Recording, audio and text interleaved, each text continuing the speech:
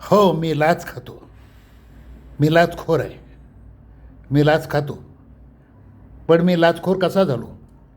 हा जो बाप जो आज माझ्या पैशाला हात लावायला घाबरतो, पापाचा पैसा, पापाचा पैसा, पापाचा पैसा म्हणतो, त्या बापापोटीच मी लाच खायला लागलो.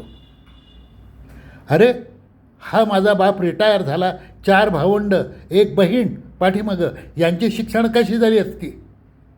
यांची पेन्शन अपुरी, जेमतेम खायला अन्न मिळत होतं यांच्या पेन्शनीवर. बहीण डॉक्टर झाली, MD झाली, गायनॅक. कशी झाली? कोणाच्या जोरावर झाली? कुठल्या पैशावर झाली? आज हा सगळं विसरला आहे.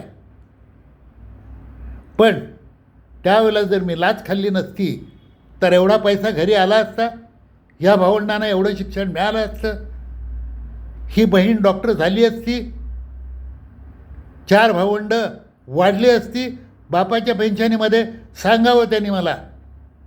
मला का राग येऊ नये? मला मला मला संताप होतो. माझा बापच जेव्हा मला लाचखोर म्हणून हिणवतो तेव्हा.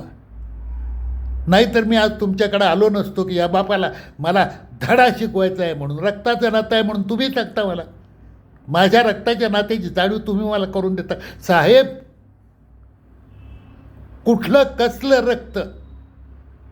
आता मला हिणवतं ते रक्त? त्यावेळेला गरज निर्माण केली ते रक्त?